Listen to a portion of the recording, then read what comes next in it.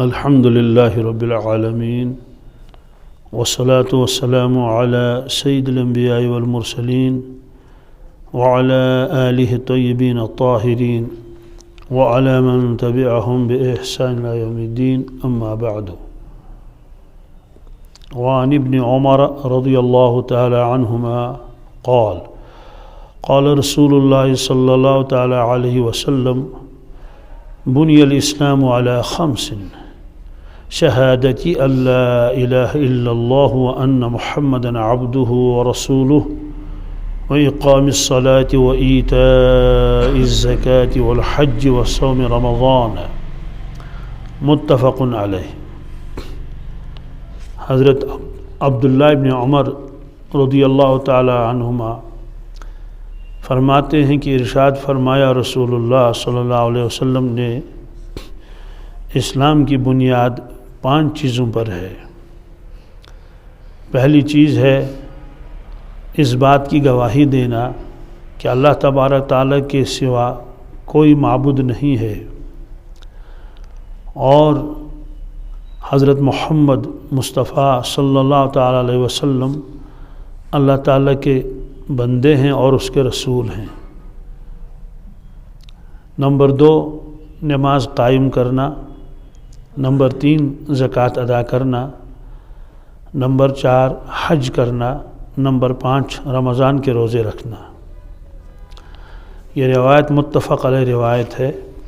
متفق علیہ روایت اس کو کہتے ہیں جس کو شیخین حضرت امام بخاری رحمۃ اللہ تعالیٰ علیہ اور حضرت امام مسلم رحمۃ اللہ علیہ دونوں نے اپنے اپنی کتابوں میں اس کو نقل کیا ہو اور راوی بھی ایک ہی ہو.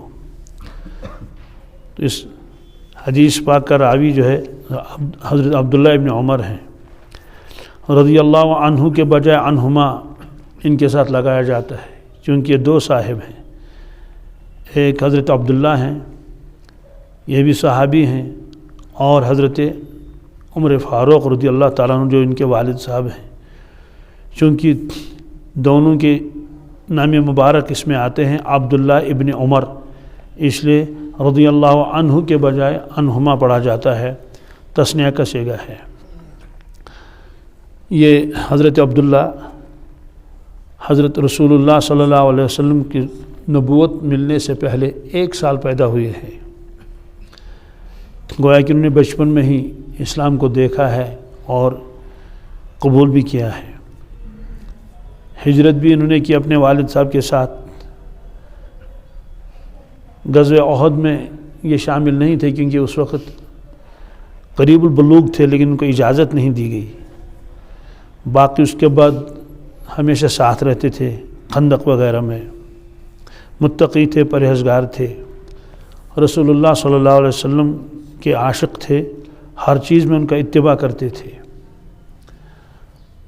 حج کرنے کے لیے گئے تو انہوں نے خود بھی حج کیا رسول اللہ صلی اللہ علیہ وسلم کے ساتھ. اس کے بعد جب حج کرتے تھے برا انہی جگہوں پر رکتے تھے، وہیں ڈیرا لگاتے تھے جہاں اللہ کے نبی صلی اللہ علیہ وسلم نے ڈیرا لگایا تھا. ایک جگہ تو صرف ایسے بیٹھے جیسے آدمی اپنی ضرورت پوری کرتا ہے، استنجا کرتا ہے، لیکن تقاضا نہیں تھا. تو لوگوں نے کہا کہ کسی نے کہا کہ حضرت تقاضا جب نہیں ہے تو پھر کیوں آپ یہاں اس طرح بیٹھے؟ انہوں نے کہا کہ اس جگہ پر ہم نے دیکھا اللہ کے نبی صلی اللہ علیہ وسلم نے اس جگہ اپنا تقاضا پورا کیا تھا، اس حصے میں، اس طرح میں نے سوچا کہ میں بھی اس کی اتباع کر لوں. بہرحال بہت بڑے عاشق تھے. یہ فرماتے ہیں کہ ارشاد فرمایا رسول اللہ صلی اللہ علیہ وسلم نے اسلام کی بنیاد 5 چیزیں ہیں. پہلے اجمال فرمایا 5 چیزیں، پھر اس کی تفصیل بیان فرمائی. یہ جو فرمایا بنیاد، اسلام کی بنیاد 5 چیزوں پر ہے. تو بنیاد تو عمارت کی ہوتی ہے نا. اسلام تو کوئی ایسی عمارت تو ہے نہیں جس کی بنیاد ڈالی جائے.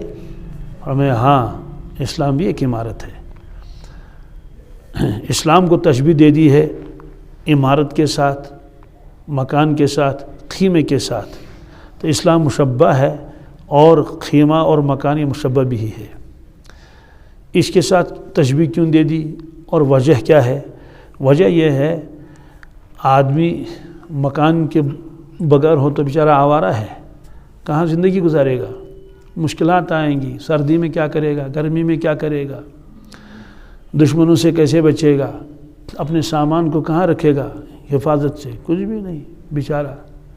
اور اگر اس کے پاس مکان نہیں تو کم سے کم خیمہ تو ہونا چاہیے جس خیمے میں وہ رہے۔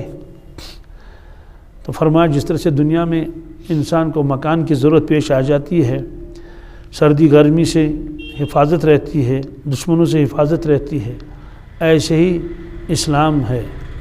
یہ اسلام انسان کو بچاتا ہے دوزخ کے عذاب سے، قبر کے عذاب سے، محشر کے عذاب سے، محشر کی رسوائیوں سے، اللہ کی غضب سے، دنیا میں شیطان کے شر سے، کیونکہ جو آدمی اسلام پر چلتا ہے، دین پر چلتا ہے، شیطان اس سے مایوس ہو جاتا ہے اور پیچھے رہ جاتا ہے۔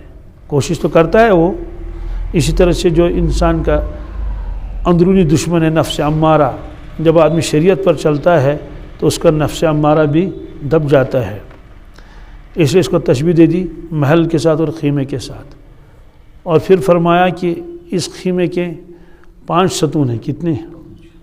تو جب ستون ہی نہیں ہوں گے تو خیمہ کیسے کھڑا ہو جائے گا؟ یہ بہت اہم اور ضروری ہے۔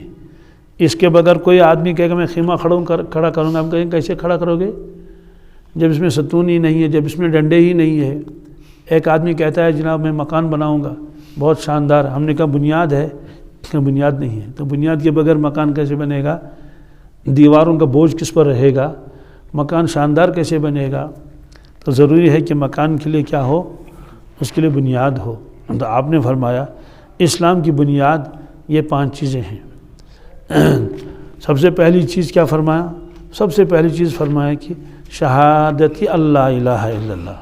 عربی گرامر کے اعتبار سے اس پر شہادتوں بھی پڑھ سکتے ہیں، شہادتہ بھی پڑھ سکتے ہیں، لیکن زیادہ بہتر ہے شہادتی، اس کو مبدل بن بدل کہتے ہیں۔ سب سے پہلی چیز جو ہے وہ گواہی ہے۔ کس چیز کی؟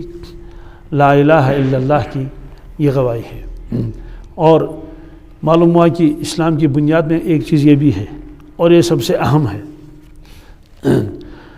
دوسری جگہ خود اللہ کے نبی صلی اللہ علیہ وسلم نے اسلام کو تشبیہ دے دی ہے۔ تشبیہ کیا بلکہ فرمایا وہ ایک محل ہے، وہ ایک آپ نے فرمایا، وہ روایت آگے آئے گی، سید بنا دارن، بادشاہ نے ایک گھر بنایا، وجعل فیہا مأدبہ، اس میں آپ نے ایک دسترخوان لگایا۔ اصل میں واقعہ یہ ہوا تھا کہ اللہ کے نبی صلی اللہ علیہ وسلم آرام فرما رہے تھے تو فرشتے آئے، کچھ فرشتے آپ کے سر مبارک کی طرف کھڑے ہو گئے اور کچھ فرشتے آپ کے پائے مبارک کی طرف کھڑے ہو گئے۔ تو فرشتوں نے آپس میں بات کرنی شروع کر دی کہ اس شخص کی مثال بیان کر لو۔ انہوں نے کہا ہم اس کی شخص مثال بیان کرتے لیکن یہ تو سو رہے ہیں۔ انہوں نے کہا ان کے چشمان مبارک سو رہے ہیں لیکن ان کا دل مبارک جاگ رہا ہے۔ مطلب تو ہے کہ ان کا سونا عام لوگوں کے سونے کی طرح نہیں ہے کہ عام انسان جب سوئے گا تو وہ تو سنے گا بھی نہیں کچھ، لیکن یہ سو رہے ہیں، آرام فرما رہے ہیں، لیکن پھر بھی سنیں گے، اس لیے مثال بیان کر لو۔ انہوں نے پھر کہا کہ یہ سو رہے ہیں، انہوں نے کہا نہیں بتایا آپ کو، آپ بتا دو۔ تو اس وقت انہوں نے کہا سید بنا دارن، ایک بادشاہ ہے اس نے گھر بنایا، اس میں دسترخوان لگایا، طرح طرح کی نعمتیں اس میں لگائی، لیکن کوئی کھانے والا نہیں ہے۔ پھر ایک شخص کو بھیجا، وبعث داعیا، ایک شخص کو باہر بھیجا بادشاہ کے محل سے باہر، اور اسے کہا کہ لوگوں کو دعوت دے دو کہ بادشاہ نے تیار کر رکھا ہے کھانا اور طرح طرح کی نعمتیں، آ جاؤ اندر داخل ہو جاؤ۔ جو اندر داخل ہوگا وہ نعمت کھائے گا، بادشاہ اسے راضی ہوگا، اور جو اندر نہیں داخل ہوگا تو بادشاہ اسے ناراض ہو جائے گا اور نعمت سے محروم ہو جائے گا۔ فرشتوں نے کہا کہ اس کی ذرا وضاحت کر لو، ابھی بات واضح نہیں ہوئی۔ انہوں نے کہا بادشاہ تو خود اللہ تبارک تعالیٰ ہے، اور اس نے جو گھر بنایا ہے وہ دین اسلام ہے۔ ایک روایت میں دین اسلام کو گھر بتایا، دوسری میں فرمایا وہ جنت ہے وہ۔ تو بھیجا کس کو؟ بھیجا حضرت محمد رسول اللہ صلی اللہ علیہ وسلم کو۔ یہ داعی ہیں، وہ تشریف لائے اور لوگوں کو بتایا کہ لوگوں دارالسلام اللہ تعالیٰ نے بنایا ہے، سلامتی کا گھر، اس لیے میری بات مان لو اور اندر داخل ہو جاؤ۔ تو دنیا میں اسلام میں داخل ہوگا وہی شخص جنت میں داخل ہوگا۔ جو دنیا میں اسلام کی عمارت میں داخل ہی نہیں ہوا وہ وہاں داخل ہی نہیں ہو سکتا، کیونکہ اس کے بغیر تو داخلے کی کوئی شکل نہیں۔ فرمایا کہ بعض لوگوں نے مانا، وہ اندر داخل ہوئے اور انہوں نے نعمتیں استعمال کی، بادشاہ یعنی اللہ تعالیٰ ان سے راضی اور خوش ہوا، اور جن لوگوں نے اس داعی کی بات کو نہیں مانا، اس کو ٹھکرایا، وہ تو سب سے پہلے تو محروم ہی ہو گئے کہ جب اندر داخل ہی نہیں محل میں، کیونکہ محل کی اندر والی چیز کوئی نظر نہیں آ رہی تھی، اس لیے دیواریں بہت اونچی بنی ہوئی تھی، جیسے پرانے زمانے کے بادشاہ اونچی دیواریں بناتے تھے۔ لال قلعے کی دیواریں دیکھو کتنی اونچی ہیں اور کیسی مضبوط دیواریں ہیں۔ تو جو اندر داخل نہیں ہوا تو اس نے نعمت نہیں کھائی اور بادشاہ سے ناراض ہوا، یعنی اللہ تبارک تعالیٰ ان لوگوں سے ناراض ہو جائیں گے کہ آپ نے ہمارے داعی حضرت محمد رسول اللہ صلی اللہ علیہ وسلم کی بات کو کیوں نہیں مانا۔ تو بہرحال فرمایا کہ یہ جو خیمہ ہے، اس کا جو عمود ہے، جو سب سے اہم اس کا ہے ایک ڈنڈا، یا یوں کہیے کہ مکان ہے، اس کا ایک مضبوط جو ہے چار کونوں کے ساتھ جس کا تعلق ہے، فرمایا یہ کلمہ شہادت ہے۔ کلمہ شہادت آدمی تب پڑھ لیتا ہے کلمہ جب سب سے پہلے اس کے دل میں ایمان آیا ہو۔ ایمان اس کے دل میں آ گیا، ایمان آنے کے بعد وہ اس کا اظہار کرتا ہے، کس سے؟ کلمہ شہادت سے، زبان سے اظہار کر رہا ہے۔ تو سب سے پہلے اس میں اللہ تعالیٰ کی وحدانیت کا، الوہیت کا تذکرہ ہے۔ دوسری چیز اس میں رسالت کا تذکرہ ہے، رسول اللہ صلی اللہ علیہ وسلم کی رسالت کا، دونوں مل کر یہ کلمہ شہادت بن جائے گا۔ آپ نے دیکھا ہوگا بعض لوگ وہ اشتہار چھاپتے ہیں، وہ کیلنڈر بناتے ہیں، تو اس میں 5 موم بتیاں بھی لگاتے ہیں، تو اس میں لکھتے ہیں کہ اسلام کے 5 ستون ہیں، ایک کے اوپر لکھتے ہیں توحید، اس کے اوپر لکھتے ہیں روزہ اور توحید، نماز اور زکوٰۃ، روزہ اور حج، ٹھیک ہے، لیکن جو صرف توحید لکھا نا، یہ تو آدھا ہی اس کا پلر ہے، یہ کہاں پورا؟ تو وہاں کلمہ، اصل روایت میں کلمہ آیا ہے کیا؟ یہ اس سے بہت دھوکہ بھی لگ سکتا ہے آگے جا کر۔ ایک شخص کہتا ہے کہ ٹھیک ہے میں توحید کو مانتا ہوں لیکن اللہ کے نبی کو نہیں مانتا ہوں، تو اس کو کون کہے گا آپ مسلمان ہیں؟ اس لیے یہ علمی غلطی ہے بالکل۔ یہ پہلا جو توحید نہیں، پہلے کلمہ ہے، کیا ہے؟ ہاں کلمے کے 2 جز ہیں، کلمے کی کیا ہے؟ توحید پلس رسالت، لیکن یہ لکھنے کی ضرورت نہیں ہے توحید، سیدھے لکھو کلمہ طیب، کیا؟ یا کلمہ شہادت۔ کلمہ شہادت یہ پہلا پلر ہے اسلام کا۔ اللہ جو توحید لکھتے ہیں ان سے میں گزارش کرتا ہوں یا تو توحید کے ساتھ رسالت لکھ دو، توحید و رسالت، کیا؟ یا یوں لکھ دو کلمہ طیب، کلمہ طیبہ لکھ دو، صرف توحید مت لکھو، اس لیے کہ اگر کوئی آدمی اللہ کو مانتا ہو کہ وہ وحدہ لا شریک ہو لیکن رسالت کو نہیں مانتا ہے، سب نبیوں کو مانتا ہے، محمد رسول اللہ صلی اللہ علیہ وسلم کو نہیں مانتا ہے، تو مسلمان کہاں رہے گا؟ بلکہ جو محمد رسول اللہ علیہ وسلم کو بھی مانتا ہو لیکن اس کے بعد وہ یہ کہتا ہو اور بھی کوئی نبی ہے، تب بھی مسلمان نہیں، تب بھی نہیں مسلمان۔ اس کی یہ وضاحت ہے۔ فرمایا شہادت اللہ الہ الا اللہ وان محمدً عبدہ ورسولہ، یہ تو پہلا پلر ہے اسلام کا اور یہ بنیاد ہے۔ سوال اس چیز کی گواہی دینی ہے کہ اللہ تعالیٰ کے سوا کوئی معبود نہیں، اور حضرت رسول اللہ صلی اللہ علیہ وسلم اللہ کے بندے خاص بھی ہیں اور اس کے رسول بھی ہیں۔ بندہ کا لفظ ضرور لگانا اس کے ساتھ ہے، کیوں؟ اللہ کے نبی صلی اللہ علیہ وسلم جب بھی اس کا اظہار فرماتے تھے تو عبد بھی فرماتے تھے اور رسول بھی۔ اتحیات میں پڑھتے ہیں ہم اشہد ان لا الہ الا اللہ واشہد ان محمدً عبدہ ورسولہ، پہلے عبد کا تذکرہ ہوتا ہے پھر رسول کا تذکرہ آتا ہے۔ اس کی وجہ یہی ہے کہ عیسائیوں نے حضرت عیسیٰ علیہ السلام کے معجزات دیکھے، معجزات بھی عجیب و غریب تھے، بیماروں کو ٹھیک کرنا، اندھوں کی آنکھوں میں روشنی آ جاتی تھی، اور مردوں کو زندہ کرنا، اور مٹی کے جانور بناتے تھے، اس میں پھونک مار کے وہ واقعی جانور بنتے، اڑتے تھے، آگے کہاں جاتے تھے واللہ عالم، لیکن بہرحال اڑتے تو تھے۔ یہ معجزات قرآن پاک میں ہے۔ تو انہوں نے سمجھا کہ ایسی ہستی تو انسان نہیں ہو سکتی، انسان ضرور یا تو اللہ تعالیٰ ان کے شکل میں دنیا میں آئے ہیں تو اللہ، لیکن اور انہوں نے لباس مجاز اختیار کیا۔ لباس مجاز بھی ہوتا ہے نا، لباس مجاز یہ مستقل ایک چیز ہے، فرشتے آتے تھے لباس مجاز میں، اور اس کا تذکرہ پہلے بھی آ چکا۔ حضرت جبریل علیہ السلام کسی انسان کی شکل میں آتے تھے، کبھی کسی صحابی کی شکل میں آتے تھے، یہ لباس مجاز ہے۔ تو جیسے وہ شعر میں نے شاید آپ کو سنایا تھا، کبھی اے حقیقت منتظر نظر آ لباس مجاز میں، ہزاروں سجدے تڑپ رہے ہیں میری جبین نیاز میں۔ یہ ڈاکٹر اقبال صاحب مرحوم اللہ تعالیٰ سے درخواست کرتے ہیں کہ یا اللہ میں آپ کو سجدے تو کرتا ہوں کیونکہ آپ نظر نہیں آتے ہیں، آپ تو مجھے دیکھ رہے ہیں لیکن میں آپ کو نہیں دیکھتا ہوں، لیکن میری تمنا اور آرزو ہے کہ کسی وقت کسی دن آپ لباس مجاز میں آ جائیں۔ لباس مجاز کسے کہتے ہیں؟ اپنی اصل شکل کو چھوڑ کر دوسری شکل اختیار کرنا، جیسے فرشتہ اپنی اصل شکل کو چھوڑ کر اور انسان کی شکل میں آئے، یا جیسے جنات کے بارے میں تو مشہور ہے، روایتیں بھی ہیں کہ وہ کبھی سانپ کی شکل میں آتے ہیں، ہوتا ہے وہ جن لیکن شکل کیا اختیار کرتا ہے؟ تو گویا کہ سانپ لباس مجاز ہے کس کا؟ جن کا۔ ایسے شیاطین بھی انسانی شکل میں آتے ہیں، قرآن پاک میں بھی ہے، حدیث میں بھی ہے۔ بہرحال یہ لباس مجاز ہے۔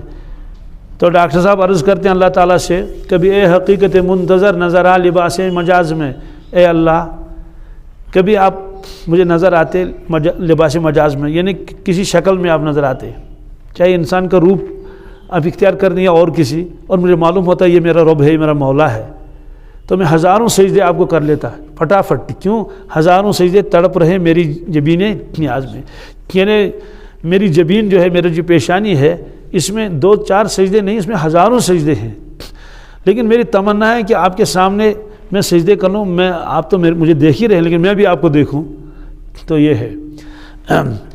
تو فرمایا کہ یہ اللہ تبارک تعالیٰ کا یقین۔ ہاں، تو لباس مجاز، تو دنیا میں لوگوں نے کہا کہ اللہ تعالیٰ کبھی کبھی لباس مجاز میں آتے ہیں۔ کس میں آتے ہیں؟ کس میں آتے ہیں؟ یہ دنیا کے بہت سارے لوگوں کا یہ عقیدہ ہے کہ فلاں جو ہے دیوی ہے یا دیوتا ہے یا کوئی بھی ہے تو اللہ تبارک تعالیٰ اس کے روپ میں آئے ہیں۔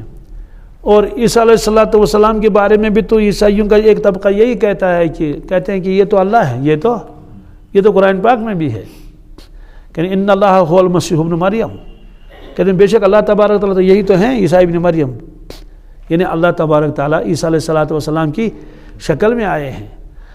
تو ظاہر سی بات ہے اس امت نے تو اس سے زیادہ معجزات دیکھے رسول اللہ صلی اللہ علیہ وسلم کے۔ آپ کو فکر تھا کہیں ایسا نہ ہو کہ میری امت کا عقیدہ خراب ہو جائے، میری یہ کہیں کہ رسول اللہ صلی اللہ علیہ وسلم جو ہے وہ اس کی شکل میں، اللہ تعالیٰ ان کی شکل میں آئے ہیں۔ تو کشمیری نے ایک آدمی نے سوال کیا، کہنے لگا تھا یہ نعت شریف ہے، اس کا مصرع ہے حادثت احمد شمی مجھ فرق اتنا خلل تھا یقین اس کیا؟ تو میں نے کہا اس کے 2 معنی ہیں۔ کہنے لگا کیا؟ میں نے کہا سب سے پہلے ہم یہ کوشش کریں کہ ہم شاعر کو، اس کے شعر کو ہم محمول کریں صحیح معنی پر۔ کس پر؟ تو گویا نعت خان کہہ رہا ہے احدثت احمدست میمش فرق، کیا احد اور احمد میں میم کا فرق ہے، اتنا خلل تھا یقین اسمز۔ اس کا ایک مطلب تو ہے کہ احد الگ چیز ہے، احمد الگ چیز ہے۔ احد معنی اکیلا، تنہا، کنی ہے، اور احمد کے معنی وہ شخص جو بہت زیادہ تعریفیں کرنے والا ہو اللہ تبارک تعالیٰ کی۔ تو خود کہتا ہے احمدست احدسی میمش فرق، گو اچھ فرق، احد چو الگ احمد چو الگ، احمد گو اس بیس تعریف کر، احد گو اس کو نہیں دوناش، اتنا خلل تھا یقین اسمز، اتنی چینی سے یقین اسمز کا خلل آش۔ میں نے کہا ایک معنی تو یہ ہے۔ دوسرا مطلب تو یہ ہے کہ وہ تو واللہ عالم شاعر کا کیا مطلب، یہ بھی مطلب نکال سکتے ہیں بھائی احد اور احمد میں کوئی خاص فرق نہیں ہے، وذرا میم درمیان میں ہے، اس درمیان میں کیا ہے؟ اس لیے آپ یقین رکھو کہ اللہ اور محمد صلی اللہ علیہ وسلم ایک ہی ہیں۔ کیا ہے؟ اللہ اور محمد صلی اللہ علیہ وسلم نعوذ باللہ من ذالک ایک ہی ہیں۔ بہت سارے ایسے بھی ہے وہ کہتے ہیں کہ وہ احد احدوا کے دونوں ایک ہی ہیں، دونوں۔ تو کیا اس سے اللہ تعالیٰ کو خوشی ہوگی؟ کیا اس سے حضرت رسول اللہ صلی اللہ علیہ وسلم کو خوشی ہوگی کہ انہوں نے اللہ اور مجھے ایک ہی کر دیا؟ تو جب بھی کوئی ایسی بات آتی تھی اللہ کے نبی فوراً اس کی تردید فرماتے تھے تاکہ اس امت کا عقیدہ خراب نہ ہو جائے۔ اور قسم کیسے کھاتے تھے آپ؟ اس میں آئیں گے آگے قسم، والذی نفسی بیدہ، کیا قسم اس پروردگار کی جس کے دست قدرت میں میری جان ہے، جس کے دست قدرت میں، بار بار یہ فرماتے تھے رسول اللہ صلی اللہ علیہ وسلم قسم کے موقع پر، تاکہ صحابہ کرام کے ذہن میں رہے کہ رسول اللہ صلی اللہ علیہ وسلم کی جان عزیز بھی کسی کے ہاتھ میں ہے اور وہ ہے اللہ تبارک تعالیٰ۔ تو بہرحال یہ ہے۔ تو یہاں عبد کا لفظ بھی آ گیا، اور اللہ تبارک تعالیٰ نے جگہ جگہ اس کا عبد ہی بیان فرمایا. کیا؟ ارأیت الذی ینہا عبدا اذا صلی، آپ نے دیکھا اس شخص کو جو روکتا ہے عبدن ہمارے بندے خاص کو، اذا صلی جب وہ نماز پڑھتا ہے. یعنی ابو جہل روکتا ہے نماز پڑھنے سے، حضرت رسول اللہ صلی اللہ علیہ وسلم کو کعبۃ اللہ کے سامنے نماز نہیں پڑھنے دیتا. اور جہاں خدشہ تھا کہ امتی رسول اللہ صلی اللہ علیہ وسلم اور اللہ کو ایک ہی مانے، میرے سامنے ایک شخص آیا، اس نے خود کہا، جب اس نے کہیں کہ اللہ کے نبی صلی اللہ علیہ وسلم یہ کیا اور یہ کیا اور پورے عالم کو ہلا کے رکھ دیا ہے نا، وہ بجلی کا کڑکا تھا یا صوت ہادی، عرب کی زمین جس نے ساری ہلا دی. تو پھر کہنے لگا کہ انسان کا یہ کمال تھوڑا ہی ہے، یہ تو خود وہ آیا تھا. کون؟ یہ اللہ تعالیٰ خود آیا تھا بشکل رسول اللہ صلی اللہ علیہ وسلم، ورنہ اتنے تھوڑا ہی کمال ہو سکتا ہے کسی کو، اتنے ساری دنیا کو پلٹے اور عربوں کی اصلاح کر لے. اس نے بیچارے نے بتا ہی دیا، پڑھا لکھا ہے، کوئی ان پڑھ نہیں ہے. تو بہرحال اللہ تعالیٰ کو معلوم تھا اب کوئی نبی آنے والا نہیں ہے، اگر اس امت کا عقیدہ خراب ہو جائے گا تو اس کا امید کون درست کرے گا. تو جس موقع پر بھی ایسے عقیدے کے اندر خرابی آ سکتی تھی، ہو سکتا تھا کوئی عقیدہ خراب ہو جائے کسی کا، فوراً اللہ تعالیٰ نے وہ انتظام کر لیا. کیسے؟ سبحان الذی اسری بعبدہ لیلا من المسجد الحرام الی المسجد الاقصی. تو یہ بھی فرما سکتے تھے سبحان الذی اسری برسولہ، کون سا مشکل تھا؟ تو رسول بھی فرما سکتے تھے نا، پاک ہے وہ اللہ تعالیٰ جو اپنے رسول کو لے گیا آسمانوں میں اور کہاں کہاں ہے نا. لیکن وہاں عبد کہا، کیا سبحان الذی اسری بعبدہ. اور عجیب بات تو یہ ہے اللہ تعالیٰ فرماتے ہیں کہ لن یستنکف المسیح ان یکون عبدا للہ، لن یستنکف المسیح ولا الملائکۃ ان یکون عبدا للہ. لوگ کہتے تھے فرشتے اللہ تعالیٰ کی بیٹیاں ہیں، یہ اہل عرب کہتے تھے. عیسیٰ علیہ السلام کہتے ہیں یہ اللہ کا بیٹا ہے، یہ اللہ کا. اللہ تعالیٰ فرماتے ہیں وہ خود اپنے کو بندہ کہتا ہے، اور آپ خود اپنے کو اس کو بندہ کہنے میں کوئی عار نہیں ہے، اور تم لوگ اس کو عار سمجھتے ہو. لن یستنکف المسیح ان یکون عبدا للہ، تو وہ خود کہتے ہیں کہ میں اللہ کا بندہ ہوں. اور عجیب شان ہے، جو سب سے پہلا کلام کیا ہے عیسیٰ علیہ السلام نے اس دنیا میں، وہ تھا انی عبداللہ. کیا؟ جب ان کی والدہ محترمہ ان کو لے کر آئی اپنے گود میں، تو فاتت بہ قومہا تحملہ قالوا یا مریم لقد جئت شیئا فریا. لوگ جمع ہو گئے، انہوں نے کہا مریم یہ کیا طوفان مچایا تم نے، یہ کیا کیا تم نے، تمہاری شادی بھی نہیں ہوئی ابھی اور یہ بچہ کہاں سے آیا. لقد جئت شیئا فریا یا اخت ہارون ما کان ابوک امرأ سوء وما کانت امک بغیہ. تمہارے والد گرامی بھی ایسے نہیں تھے اور تمہاری والدہ بھی ایسے نہیں تھی.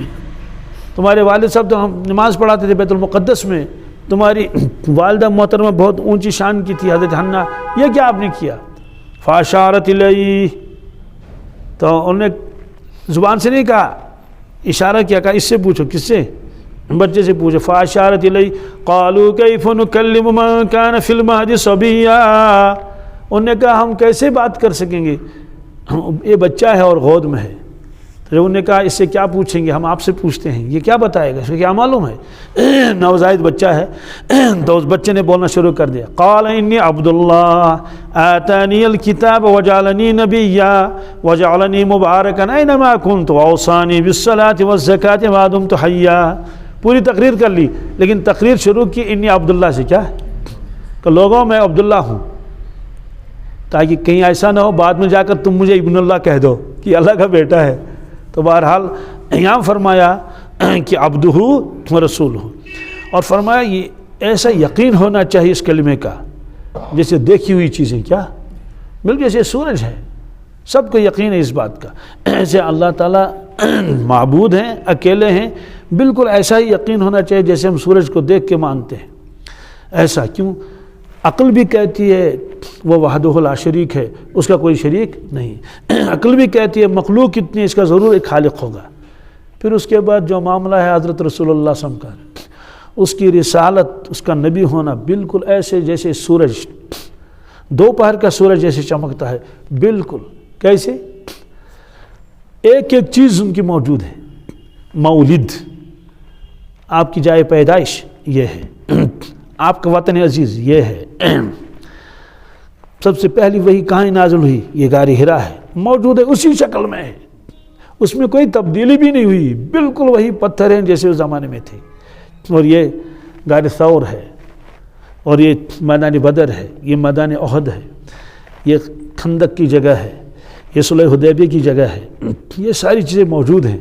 اور جو صحابہ ان کے ساتھ تھے تو ان کا مدفن یہ ہے، ان کا مقبرہ یہ ہے، یہ شہدائے احد یہاں ہیں، یہ ساری چیزیں، یہ حجرات تھے، ایک ایک چیز ان کی موجود ہے۔ طریق الحجرہ، آپ کہاں سے تشریف لے گئے کشیر مدینہ طیبہ تک، وہ جگہ موجود ہے، یعنی اس کو کہتے ہیں آج بھی طریق الحجرہ۔ یہ تو ظاہری اعتبار سے ایک ایک چیز ثابت ہے، ایک ایک چیز، اور آپ کے استعمال کی ہوئی چیزیں موجود ہیں اس دنیا میں۔ آپ کا نالند شریف موجود ہے، آپ کی دوسری چیزیں موجود ہیں، صحابہ کرام کی چیزیں موجود ہیں۔ یعنی مطلب تو یہ کوئی ایسی کہانی نہیں ہے جو کسی نے بنائی ہو اور پھر اس کا کوئی ثبوت نہ ہو۔ تو مکہ شریف موجود نہیں ہے کیا؟ مدینہ طیبہ موجود نہیں ہے کیا؟ سارا موجود ہے، ایک ایک چیز۔ پھر آپ کا کلام بھی موجود ہے، احادیث ہیں، قرآن مجید ہے۔ اس لیے جو آدمی یہ پڑھے اشہد ان لا الہ الا اللہ و اشہد ان محمد عبدہ و رسولہ پورے یقین کے ساتھ، اور یہ سب سے پہلی چیز ہے، سب سے تو اس کا یہ یقین کا اظہار ہے، یقین کا۔ اس کے بعد آتا ہے تذکرہ اعمال کا، کس کا؟ اگرچہ کلمہ طیبہ یہ بھی تو ایک عمل ہے زبان کا، کیا، لیکن اصل اظہار ہے اس کیفیت کا، اس یقین کا جو آدمی کے دل میں ہے۔ اس کے بعد دوسرے نمبر پر اقام الصلاۃ، کیا؟ اسلام کی بنیاد پہلے تو کلمہ طیب ہے، اور دوسری اس کا بنیاد کیا ہے؟ اس کی وہ نماز ہے۔ یہ نماز کیا ہے؟ فرماتے اسلام میں کلمہ شہادت کے بعد صلاۃ کا درجہ ہے۔ یہ عجیب غریب قانون ہے، یہ کسی صورت میں بھی کسی سے جدا نہیں ہوتا۔ سب گھر میں ہو تو نماز، سفر میں ہو تو نماز، صحت میں ہو تو نماز، خدا نخواستہ بیمار ہو تب بھی نماز، امیر ہو غریب ہو، ہر حال میں یہ نماز شامل ہے ایک کلمے والے کے ساتھ۔ یہ الگ حکم ہے کہ سفر میں جائے گا تھوڑی تخفیف ہے کہ قصر کر لو، ورنہ یہ نماز ہے۔ اس کو کہتے ہیں ام العبادات، کیا؟ جامع العبادات۔ فرماتے ہیں کہ بدن کا کوئی حصہ ایسا نہیں ہے جو نماز نہ پڑھتا ہو۔ ایک روایت تو بہت عجیب و غریب ہے، وہ آگے آئے گی۔ آپ صلی اللہ علیہ وسلم نے فرمایا لوگوں ہاتھوں کی انگلیوں کو قبلے کی طرف رکھو۔ کس کی طرف؟ ایسے، یعنی ایسے مت رکھو سجدے میں۔ کیوں؟ کہا تمہارے ہاتھ بھی سجدہ کرتے ہیں کیا؟ بظاہر تو ہم کو لگتا ہے کہ بھائی ہم نے تو سر ڈال دیا کس میں؟ سجدے میں، لیکن روایت میں تمہارے ہاتھ سجدہ کرتے ہیں۔ اور سر کے بال سجدہ کرتے ہیں۔ سر کے بال، اگر کسی کے سر میں 1,00,000 بال ہوں یا 50,000 ہوں، اللہ ہی جانتا ہے کس نے گنے، یہ سارے بال سجدہ کرتے ہیں اللہ تعالیٰ کے۔ اندازہ لگاؤ جو آدمی سجدہ نہیں کرتا ہے، نماز چھوڑتا ہے، اس نے اپنے بالوں کا حق بھی ضائع کر دیا، اس کے بال بھی اس سے ناراض ہیں، اس کی پیشانی اس سے ناراض ہے، اور محشر کے میدان میں یہ ہاتھ پیر اس کے خلاف گواہی دیں گے۔ یہ قرآن پاک میں تو وہ کہے گا ان ہاتھ پیروں سے کہے گا کہ لما شہدتم علینا، تمہیں کیا ہو گیا، میرے خلاف کیوں گواہی دے رہے ہو؟ وہ کہیں گے کہ قالوا انطقنا اللہ الذی انطق کل شیء، ہمیں اللہ نے فرمایا تم سچی گواہی دے دو۔ کیا بتاؤ یہ کیا شخص کیا کر رہا تھا؟ تو فرمایا کہ یہ سر کے بال بھی سجدہ کرتے ہیں اور سارا بدن تو سجدہ کرتا ہی ہے۔ آپ نے فرمایا کہ جب کسی شخص کا انتقال ہو جائے اور اس کو غسل دے دیا جائے، غسل دینے کے بعد 7 اعضاء پر کافور لگانا ہے، خوشبو، کیا؟ عطر لگانی ہے۔ پیشانی، یہ ناک جو ہے پیشانی کے ساتھ ہے، یہ ایک ہڈی ہو 7 ہڈی، دونوں ہاتھ یہاں سے لے کر یہاں تک، یہ اور دونوں گھٹنے اور دونوں پاؤں کی انگلیاں، پنجے۔ کیوں؟ آپ نے فرمایا کہ انسان کے بدن میں یہ چیزیں اللہ تبارک تعالیٰ زیادہ پیاری ہیں۔ کیوں؟ اس لیے جب وہ سجدہ کرتا ہے یہ چیزیں زمین کے ساتھ لگ جاتی ہیں، پیشانی لگتی ہے نہیں لگتی ہے، گھٹنے بھی لگتے ہیں، دونوں ہاتھ کوہنیاں نہیں، اس لیے یہاں تک ہی عطر ملنا ہے، یہاں نہیں۔ کیوں؟ نماز میں کوہنی کو زمین کے ساتھ رکھنا یہ ممنوع ہے مردوں کے لیے، بہرحال ہم تو ان کو بتایا کہ یہ کوہنیاں ایسی رہنی چاہیے، اونچی۔ تو پنجوں پر بھی لگانا ہے، کہ یہ پنجے لگ جاتے ہیں کس کے ساتھ؟ جسم کے ساتھ اور زمین کے ساتھ۔ یہ تو بہرحال ہے جو ہے وہ ظاہر۔ لیکن عارفین نے لکھا ہے کہ جب آدمی نماز پڑھتا ہے سجدہ کرتا ہے، اس کی روح بھی سجدہ کرتی ہے، اس کی روح بھی سجدہ کرتی ہے، اور جب آدمی قیام میں ہوتا ہے تو اس کی روح بھی قیام میں ہوتی ہے، جب وہ رکوع کرتا ہے تو روح بھی رکوع کر لیتی ہے، جب وہ سجدے میں جاتا ہے تو روح بھی سجدے میں جاتی ہے۔ اسی لیے روح کو انتظار رہتا ہے اس چیز کا کہ یہ شخص نماز کب پڑھے گا، کیوں؟ جسم کے بغیر روح اکیلے نماز پڑھے یہ اس کے بس میں نہیں ہے، تو وہ اس اعتبار سے محتاج ہے جسم کا کہ جسم کب نماز پڑھے، جسم کب نماز پڑھے۔ تو جو آدمی نمازوں کی پابندی کرتا ہے اور وقت پر پڑھتا ہے تو روح اس سے راضی اور خوش رہتی ہے۔ اس کا اظہار کب ہوگا؟ وفات کے وقت، یہ طے ہے۔ جب آدمی کا انتقال کا وقت ہو جائے گا وہ اپنی روح کو دیکھے گا۔ سوال آج کیوں نہیں دیکھتا ہے؟ علماء کرام نے لکھا ہے دنیا میں اگر کوئی شخص اپنے روح کو دیکھ لے گا وہ تو دیوانہ ہوگا۔ کیا؟ کس کا؟ اپنے روح کا دیوانہ ہوگا، ہو گیا دیوانہ۔ اب اسے کہتے ہیں ابو جلدی کرو چلو ڈیوٹی نہیں جانا ہے، وہ کہتے ہیں ڈیوٹی کیا چیز ہے، دکان پر جاؤ نا، چل جلدی کر لو۔ وہاں گاہک انتظار کرتے ہیں، نہ وہ دکان پر جائے گا نہ وہ ڈیوٹی پر جائے گا نہ کچھ، اور بڑی مشکل سے اگر زور زبر سے اس کو کھلایا پلایا جائے ورنہ وہ اس سے بھی اس کو بھی بھول جائے گا، دیوانہ ہو جائے گا اپنے روح کو دیکھ کر۔ اس لیے اللہ تعالیٰ نے اس کو چھپا کے رکھا ہے۔ لیکن وفات کے وقت ہر شخص اپنی روح کو دیکھ لیتا ہے اور روح سے کلام کرتی ہے، وہ روایت میں بھی ہے۔ جب صالح آدمی متقی آدمی کی روح جسم سے نکالی جاتی ہے، نکالی کیا وہ تو نکلتی ہے، غلاب دکھایا فٹ سے نکلی، تو وہ اس شخص جس شخص کے بدن میں وہ روح تھی اسے کہا السلام علیکم کیا ورحمۃ اللہ، مبارک ہو آپ کو، مبارک ہو آپ کو، اپنے آپ کو بھی آپ نے جہنم سے بچا لیا اور مجھے بھی بچا لیا، یہ روایت میں ہے۔ بس خوشی خوشی روح نکلتی ہے۔ اور اگر گڑبڑی آدمی ہے اللہ تعالیٰ بچائے، بے نمازی ہے اور شرابی ہے اور کبابی ہے اور نافرمان ہے، فاسق و فاجر ہے، دنیا میں اس نے روح کا حق ادا نہیں کیا جس سے روح کو مضبوطی ملتی، تو روح جب نکلتی ہے تو سب سے پہلی بات جو کہتی ہے روح اس سے، وہ کہتے ہیں کہ لعنت پہ نہیں، کیا یہ کہتی ہے لعنت ہو آپ کے اوپر، آپ نے آپ کو بھی برباد کیا، مجھے بھی برباد کیا آپ نے۔ کیوں؟ اس لیے کہ آپ تو گناہوں میں مشغول رہتے تھے، اللہ کے حکم کی نافرمانی کرتے تھے، اعمال صالحہ نہیں کرتے تھے، لہو لعب میں مشغول رہتے تھے، جس کی وجہ سے آپ نے اپنے آپ کو بھی تباہ کیا اور مجھے بھی تباہ کیا، برباد کیا، دونوں ختم ہو گئے، دونوں کے اوپر عذاب ہوگا۔ اس لیے روح بے چین و بے قرار رہتی ہے جب آدمی اعمال صالحہ نہیں کرتا ہے۔ وہ آپ نے بھی دیکھا ہوگا کسی ملک میں ایک لڑکا آیا اور اس نے اذان دے دی، وہاں تو اور بھی لوگ تھے، یہودی بھی تھے، عیسائی بھی تھے، وہ تھے، محو ہو گئے اس کی طرف۔ کیوں؟ اس لیے کہ جب اذان دی جاتی ہے تو انسان کی روح اس کی طرف متوجہ ہو جاتی ہے، اور روح سب اللہ کو پہچانتے ہیں، یہ تو انسان ہی ہے جو غافل ہے۔ ایسے کسی مجلس میں کسی نے قرآن پاک کی تلاوت کی تھی، کسی بہت بڑے قاری نے، تو قاری عبد الباسط عبد الصمد نے، تو جتنے بھی وہاں غیر مسلم تھے، کچھ مسلمان بھی تھے، تو سب نے رونا شروع کر دیا۔ ان سے پوچھا گیا آپ کیوں روتے ہیں، آپ کو تو یہ سمجھ میں نہیں آ رہی ہے کیا کہہ رہا ہے؟ انہوں نے کہا سمجھ تو نہیں آ رہا ہے لیکن ہمارے دلوں پر اس کے اثرات آ گئے ہیں۔ تو روح نے ان کو سن لیا، تو اللہ کی آواز روح اس کو فوراً کیچ کر لیتی ہے۔ بہرحال یہ فرمایا کہ اقامت صلاۃ، یہ اقامت صلاۃ کیا چیز ہے؟ اقامت صلاۃ کے معنی ہے نماز پابندی سے پڑھتے ہیں، خشوع خضوع سے پڑھتے ہیں، دھیان سے پڑھتے ہیں۔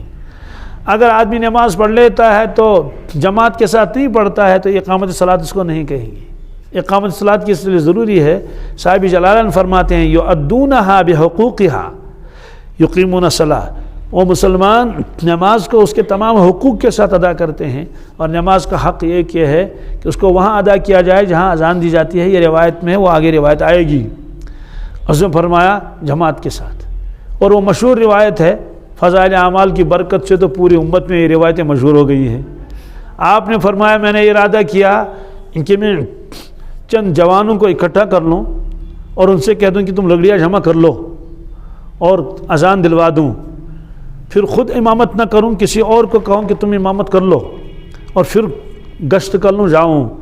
جو لوگ اپنے گھروں میں نماز پڑھتے ہیں، چھوڑتے نہیں، جو لوگ بلا عذر کے اپنے ہی گھروں میں نماز پڑھتے ہیں، آپ نے فرمایا لقد ہممت، میں نے پختہ ارادہ کیا کہ میں ان کے گھروں میں آگ لگا دوں اور ان افراد کو وہی گھروں میں جلا دوں، وہ آپ ان کے زندہ رہنے کی اب کوئی ضرورت نہیں ہے۔ لیکن فرمایا کہ بچوں اور خواتین کی وجہ سے، مستورات کی وجہ سے میں نے ایسا نہیں کیا، لیکن بہرحال ارادہ تو کیا، حالانکہ آپ تو رحمت للعالمین ہیں، اس لیے نماز کو پابندی کے ساتھ پڑھنا چاہیے اور دھیان کے ساتھ نماز پڑھنی چاہیے، پوری توجہ۔ نماز کے بارے میں ایک بات اور میں عرض کرتا ہوں، اس سے انشاءاللہ جی لگے گا، روایتیں آ ہی جائیں گی۔ وہ یہ ہے کہ ایک آدمی سوچے کہ میری عمر 60 سال کی ہو گئی، 55 سال کی ہو گئی، آج تک میں نے نمازیں ایسی پڑھ لی، کوئی دھیان اس میں نہیں۔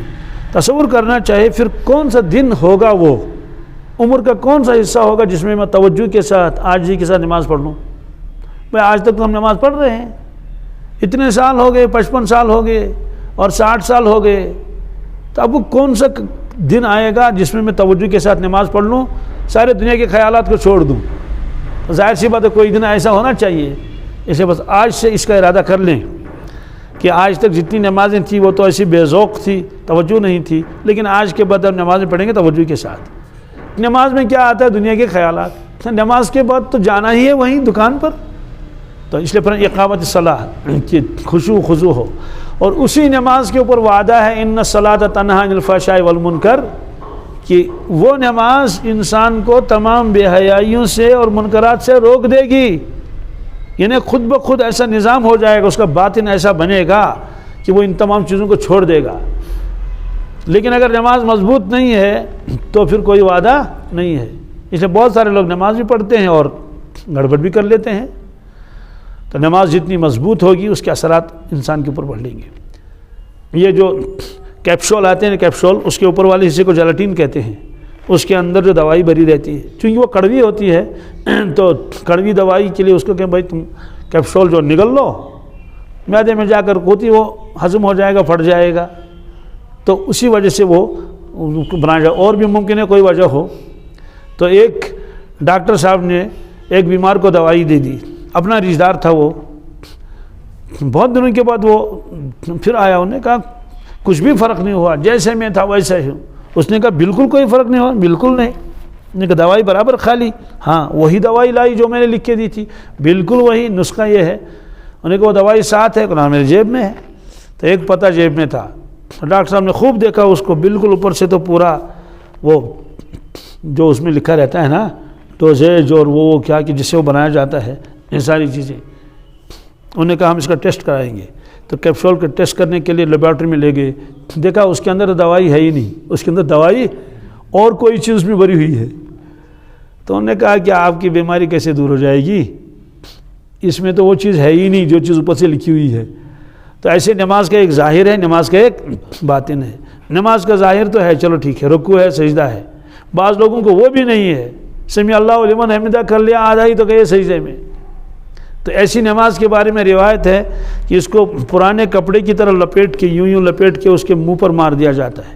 فرشتے کہتے ہیں لے یہ نماز تم اپنے پاس رکھو، یہ اللہ کے دربار کے لائق نہیں ہے۔ تو بہرحال اس کا ایک ظاہر ہے، اس کا ایک باطن ہے۔ تو اقامت الصلاۃ اس وقت کہیں گے جب یہ نماز جو ہو اپنے تمام آداب کے ساتھ، رعایات کے ساتھ وہ۔ آخری بات ہے، کہتے ہیں نماز میں یہ جامع ہے، اس میں تکبیر بھی ہے، کیا اس میں تحلیل بھی ہے، ان لا الہ الا اللہ بھی ہے، تکبیر بھی ہے، اس میں ذکر بھی ہے، اس میں فکر بھی ہے، توجہ ہے نا، دھیان ہے، اس میں قرات بھی ہے، اس میں قیام بھی ہے، رکوع بھی ہے۔ اور دوسری بات ہے کہ تمام مخلوقات کی عبادتوں کو یہ جامع ہے۔ حدیث پاک میں ہے بعض فرشتے قیام میں ہیں، جب سے اللہ نے ان کو پیدا فرمایا قیام میں ہے، بعض جو ہے وہ رکوع میں ہے، بعض جو ہے عطیات میں ہے، بعض سجدے میں ہے۔